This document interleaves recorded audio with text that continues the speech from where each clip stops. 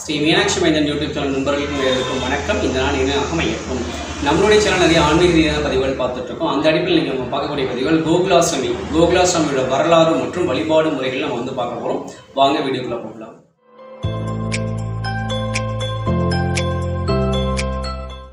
பொதுவாகவே இந்து மதத்தில் வந்து ஒரு நம்பிக்கை உண்டு. அஷ்டமி திதி 8ஆம் நாள் அப்படின்னா நம்ம எதுவுமே நம்ம பண்ண மாட்டோம். அது வந்து ஒரு கரிநாளாக தான் நம்ம வச்சுருப்போம். ஆனால் கிருஷ்ண பரமாத்மா அதெல்லாம் கிடையாது. அது பொய்யை நிரூபிக்கிறதுக்காகவே ஆவணி மாதம் தேய்பிரை அஷ்டமியில் ரோஹிணி நட்சத்திரத்தை அவதரிக்கிறார்.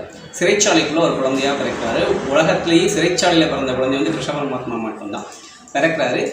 தேவகி அம்மாவுக்கும் வசுதேவருக்கும் வந்து 8வது குழந்தையாக பிறக்கிறாரு. அதுக்கு முன்னாடி பிறந்த 7 குழந்தைகளை வந்துட்டு கம்சன் வந்து கொலை பண்ணிடுறாரு. இந்த 8வது குழந்தையாவது நம்ம காப்பாற்றணுமே அப்படின்னு சொல்லிட்டு வசுதேவர் வந்து கடவுள்கிட்ட வேண்டும் போது ஒரு அசரீதி கேட்குது. இந்த குழந்தையை பிறந்தவுடன் கொண்டு போய் ஆயர்பாடியில் வைத்து விடவும் முடியும் ஒரு வசதி குரல் மட்டும் கேட்குது.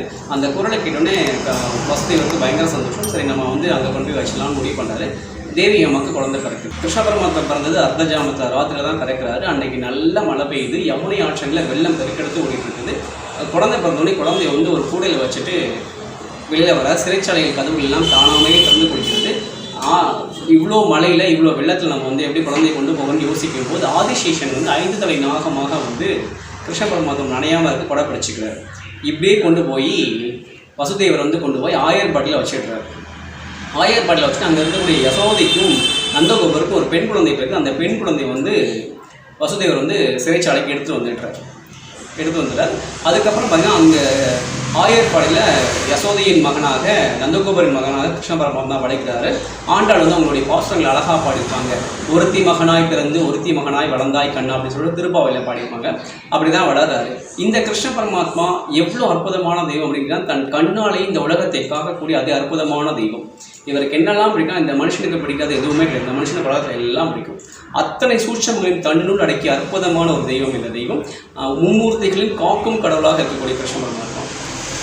இவருடைய சிறப்புகள் அப்படின்னு பார்த்தீங்கன்னா வந்துட்டு பாண்டவர்களுக்கு துணை போனது, பாஞ்சாலிக்கு வந்து சீதை கொடுத்தது, பார்த்திபனுக்கு வந்து பார்த்தீங்கன்னா பகவத்கீதை கொடுத்தது, இந்த உலகத்தோடைய அத்தனை விஷயங்களும் பகவத்கீதையில் சொன்னது, இதெல்லாமே கிருஷ்ண பரமாத்மாவுடைய மிகச்சிறந்த சிறப்புகள். இவருடைய பாலிய காலங்கள் அப்படின்னு பார்த்தீங்கன்னா பல வீர தீர பராக்கிரம செயல் வந்து சுவாமி வந்து செஞ்சிருப்பார். நிறைய சுட்டித்தனமாக இருப்பார். பொதுவாகவே ஒரு குழந்தையை பார்த்தோன்னே ரொம்ப சுட்டியாக தான் கிருஷ்ணன் மாதிரி இவ்வளோ சுட்டித்தனம் பண்ணுறாரு அப்படின்னு நம்ம கேட்கலாம். அந்த அளவுக்கு பயங்கர பிரிஸ்கான சுட்டியான குழந்தை தான் கிருஷ்ண பரமாத்மா. இந்த இவருடைய பிறந்தநாள் வந்து ஆவணி மாதம் நட்சத்திரம் வந்து இவருக்கு என்னெல்லாம் வச்சு வழிபடலாம், இவரை எப்படி வழிபடலாம் அப்படின்னு நம்ம பார்க்க போகிறோம். பொதுவாகவே விரதம் வழிபாடு அப்படின்னாலே வந்து விரதம் நீங்கள் ஒரு விஷயத்த முடிவு பண்ணால் காலைல 6 மணிக்கு சூரிய உதயத்தில் விரதம் ஆரம்பித்து சாயங்காலம் 6 மணிக்கு தான் முடிக்கணும். இதான் விரதம் இருக்கக்கூடிய முறைகள். இந்த முறைகள் நீங்கள் விரதம் இருக்கலாம். கிருஷ்ண பரமாத்மாவுக்கு கோகுலாஷ்டமி விரதம் நீங்கள் இருக்கணும்னு முடிவு பண்ணிட்டீங்கன்னா முதல் நாளை வீடெல்லாம் சுத்தப்படுத்தி எல்லாம் தொடச்சி கழுவி எடுத்து வச்சுட்டு மறுநாள் காலத்தில் எழுந்திரிச்சு குளிச்சுட்டு முடிஞ்சால் பக்கத்தில் இப்படி பெருமாள் கோயிலுக்கு போய் பெருமாளை தரிசனம் பண்ணிவிட்டு பெருமாள்கிட்ட மனசார வேண்டிக்கோங்க. சுவாமி, நாங்கள் வந்து இந்த வருஷம் முதல் முறையாக கோகுலாஷ்டமி கிருஷ்ண பகவானுக்கு கிருஷ்ண ஜெயந்தி விரதம் நாங்கள் இருக்கிறோம். இந்த விரதத்தை வருஷம் முழுவதும் நாங்கள் இருப்பதற்கு எங்கள் குழந்தைங்களை வந்து வழிநடத்துங்க அப்படின்னு சொல்லி சுவாமி கிட்டே வேண்டிட்டு வீட்டுக்கு வந்துடுங்க.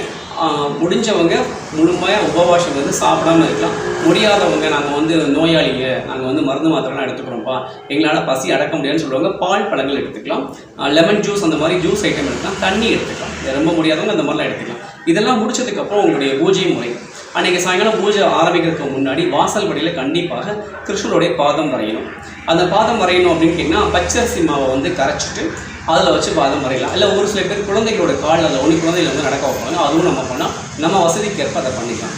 பண்ணி முடிச்சதுக்கப்புறம் சுவாமி ரூமில் கிருஷ்ண பரமாத்மாவுடைய சிலைகள் கிடச்சா ரொம்ப நல்லது. எல்லா விதமான சிலைகளும் வைக்கலாம். நர்த்தன கிருஷ்ணன், சந்தான கோபாலன், நவநீத கிருஷ்ணன், தவளும் கண்ணன், இந்த மாதிரி பல வகையான கிருஷ்ண பரமாத்மா உண்டு. கிருஷ்ணன் பொதுவாக அழகான தெய்வம். எல்லா சிலைகளையும் பார்த்தீங்கன்னா அந்த கிருஷ்ணனை பார்த்தா நமக்கு அவ்வளோ ஆசையாக இருக்கும். அதில் அவங்களுக்கு என்ன பிடிச்சிக்கோ அதை நீங்கள் வச்சு சாமி கும்பிடலாம். நிறைய பேர் சொல்லுவாங்க கொல்லாமல் கண்ணன் வீட்டில் இருக்கக்கூடாது, பசுமை மாடு மேய்க்கிற மாதிரி கண்ணன் வீட்டில் இருக்கக்கூடாது அப்படின்னு சொல்லுவாங்க. அதெல்லாம் எதுவுமே கிடையாது. எல்லா வகையான கிருஷ்ணன் படமும் கிருஷ்ண சிலைகளும் நீங்கள் வச்சு வழிபடலாம். அந்த கிருஷ்ணன் படத்தையும் சிலையும் வச்சு நீங்கள் அலங்காரம் பண்ணிவிட்டு அவர் சிலைகளாக இருந்தால் அவருக்கு வஸ்திரமெல்லாம் கட்டிட்டு ஆபரணங்கள் போட்டு மாலைகள்லாம் போட்டு ரொம்ப முக்கியமாக மாலை போடும்போது அதுக்கு துளசி மாலை கண்டிப்பாக போடணும். துளசி கண்டிப்பாக இருக்கும், அது பார்த்துக்கோங்க. இல்லை நீங்கள் ஃபோட்டோ வச்சு தான் ஃபோட்டோக்கு துளசி மாலை போட்டுக்கலாம். உங்களால் என்ன மலர்களால் சுவாமியை நீங்கள் பூஜிக்க முடியுமோ அந்த மலர்களால் நீங்கள் சுவாமியை பூஜிக்கலாம். உங்களுக்கு கிருஷ்ணனுடைய ஸ்லோகங்கள் கிருஷ்ணனுடைய மந்திரங்கள் தெரிஞ்சால் சொல்லலாம். இல்லை எங்களுக்கு இதெல்லாம் தெரியுதுன்னா விஷ்ணு சகசநாமத்தை வந்து சேனலில் போட்டு நீங்கள் பார்க்கலாம்.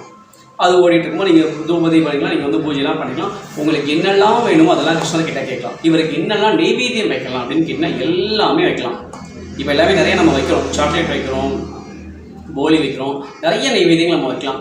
இவருக்கு ரொம்ப பிடித்தமான உணவுகள் பால் சார்ந்த உணவுகள் வைக்கலாம். பால் கோவா, பால் அல்வா, பாலில் செய்த பாதாம் கீர், பால் பாயசம், வெண்ணெய், மோர், தயிர், இதெல்லாம் நெய், இதெல்லாம் அவருக்கு நைவேத்தியமாக வைக்கலாம். இல்லை தம்பி எங்களுக்கு அவ்வளோலாம் வசதி இல்லை அப்படின்னு நீங்கள் நினச்சிங்கன்னா ஒரு கைப்பிடி அவல் கூட வைக்கலாம். ஏன்னா ஒரு கைப்பிடி அவலை கொடுத்தனால தான் குஷிலனை வந்து கிருஷ்ண பகவான் தான் குபேரன் ஆக்குனார். அந்த அளவுக்கு ஒரு கைப்பிடி அவலை கூட வைக்கலாம். அதையும் பகவான் மனசார ஏற்றுப்பார். நம்ம என்ன வைக்கிறோமோ அந்த விஷயத்தை கிருஷ்ண பகவான் மனசார ஏற்றுப்பார். ஆனால் அதை நம்ம உள்ளன்போட பரிபூர்ணமான பக்தியோட வைக்கணும், சரணாகதியோடு வைக்கணும். அதை மட்டும் தான் பகவான் கேட்பார். நீங்கள் அந்த மாதிரி உங்களால் என்ன முடியுமோ அதை நைவேத்தியமாக வச்சுட்டு சீடை, முறுக்கு, அப்பம், அதிரசம், லட்டு, உங்களுக்கு என்ன தருமோ எல்லாத்தையும் நீங்கள் நைவேத்தியமாக வச்சுட்டு பூஜை பண்ணிவிட்டு தூப தீப ஆராதனைலாம் காமிச்சு முடிச்சுட்டு பக்கத்தில் கூடிய குழந்தைகளையும் பூஜையில் கலந்துக்க வைக்கலாம். இல்லை அப்படின்னா கூட இந்த பிரசாதம் எடுத்துகிட்டு குழந்தைகளுக்கு நீங்கள் கொடுக்கலாம். கொடுத்தீங்கன்னா கண்டிப்பாக வந்து ரொம்ப கிருஷ்ணரே வந்து சாப்பிடுவோம். ரொம்ப விசேஷமான ஒரு பூஜை.